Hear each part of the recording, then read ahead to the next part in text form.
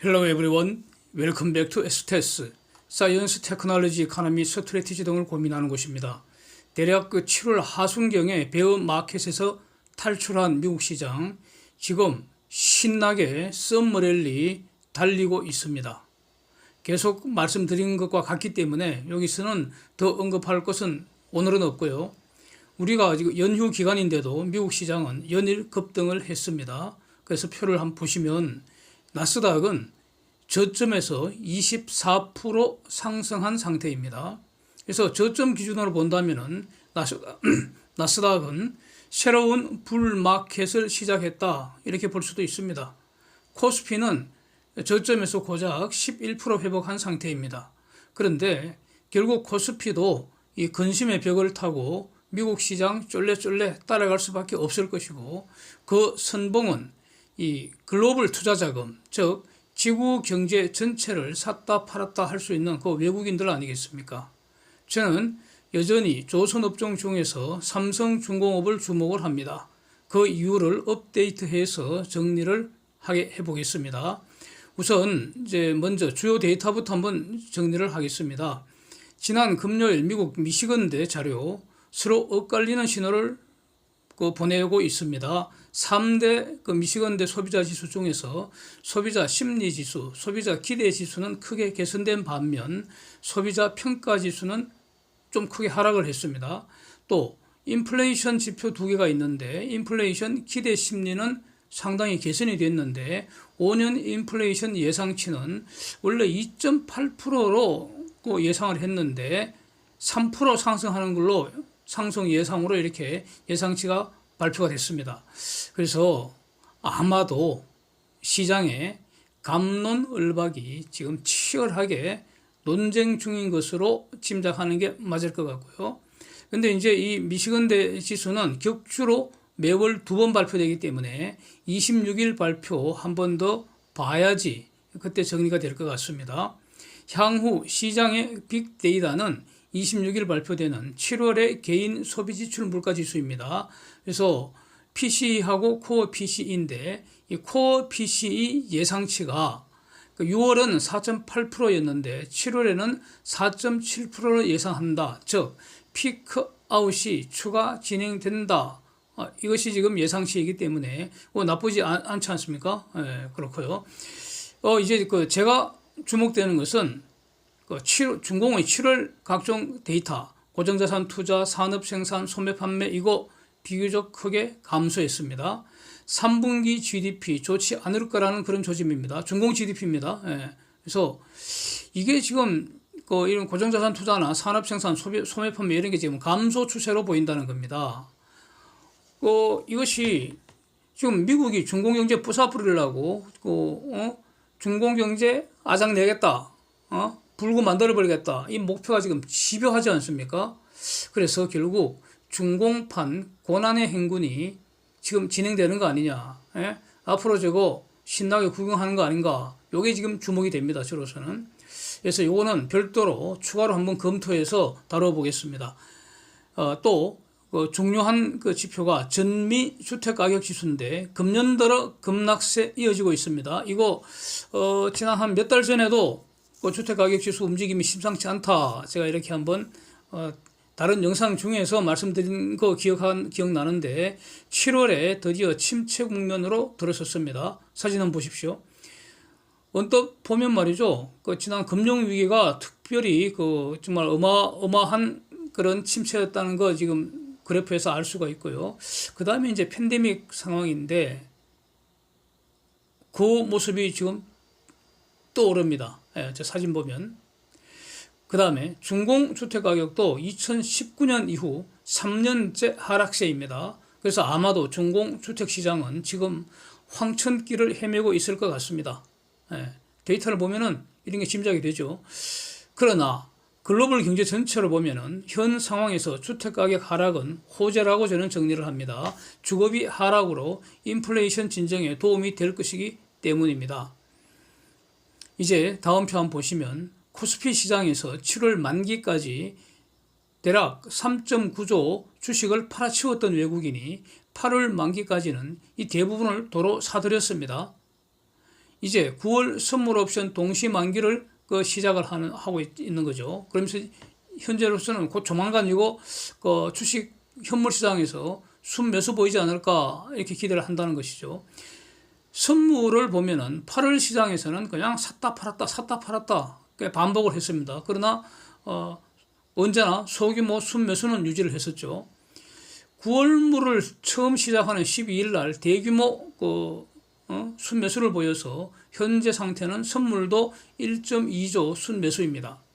그래서 첫 거래일인데도 불구하고 12일 날 풋옵션 비교적 대량 매도한 거 이것도 주목을 해야 할 것 같습니다.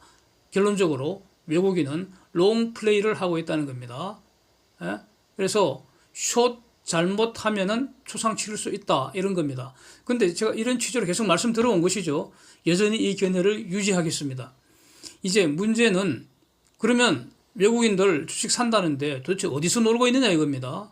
이걸 봐야 되지 않겠습니까? 표를 한번 보시면은 현재 코스피 YTD 수익률 마이너스 16%, HTD 수익률 마이너스 24%입니다. 그래서 코스피에는 여전히 곰이 때로 몰려와서 어슬렁거리고 돌아다니고 있다 이런 뜻이고요. 플러스 수익률은 보시면 삼성중공업, 현대중공업, 현대미포조선 뿐입니다. 여기서 팩트는 모든 주식 투자자들은 평균적으로 금년에만 마이너스 16% 재산이 줄어들었고 고점 대비 마이너스 24% 박살 났다 이런 뜻입니다. 그렇죠? 평균이 그거니까. 그러나 조선주 투자를 잘한 분들은 지금 상당히 플러스 수익일 겁니다. 그래서 저 표에 있는 그 종목들은 관련되는 업종의 일종의 대표 선수이기 때문에 상당히 의미가 있는 것들입니다, 저거. 그래서 여기서 물론 이제 현대 미포 수익률 단년 돋보이는데, 그건 다 전체적으로 보면은 조선업종, 현대 미포 조선은 뒤에서 다시 한번 보기로 하고요. 조선업종이 코스피 새로운 주도주라는 사실 제가 계속 말씀드리고 있는데 금년 들어와서 이게 다시 확인이 되고 있습니다.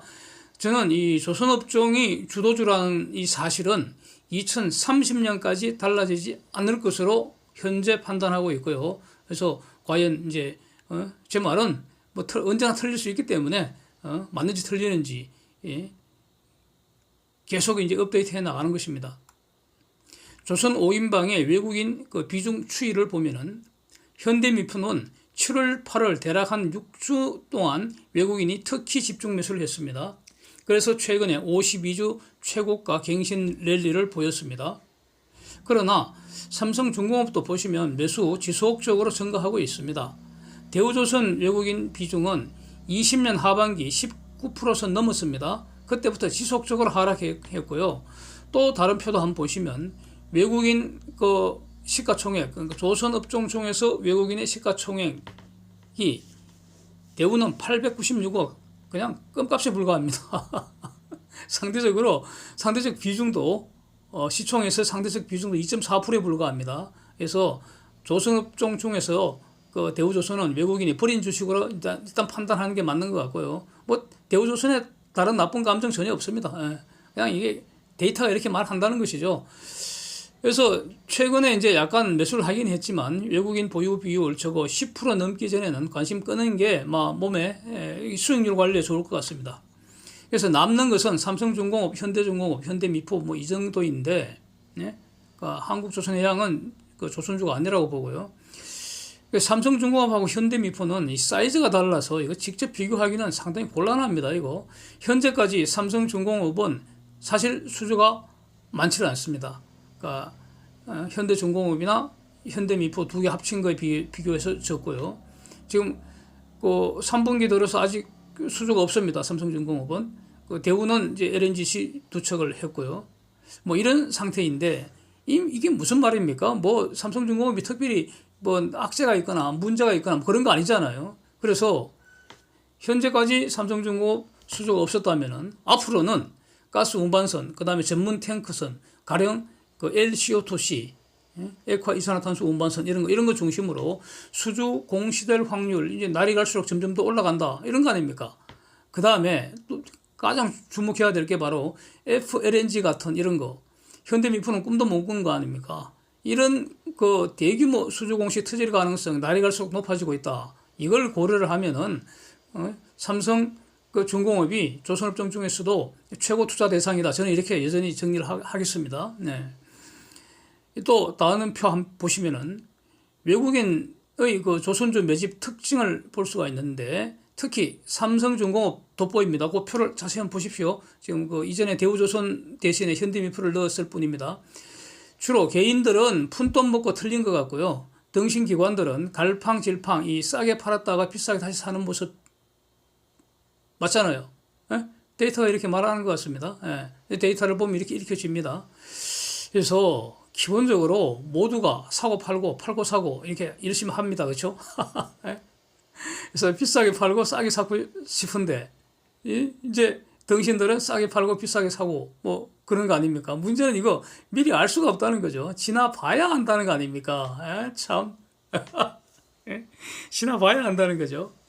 그래서 누구는 큰돈 벌고 누구는 푼돈 벌고 등신은 조선 슈퍼사이클 돌아가는데도 조선주 투자해서 돈 잃고 뭐 이렇게 되는 거죠. 네. 7월 현재 한국의 외환보유고는 4,386억 달러라고 발표가 됐습니다. 한국은행이. 홍콩에 이어서 세계 9등이라고 합니다.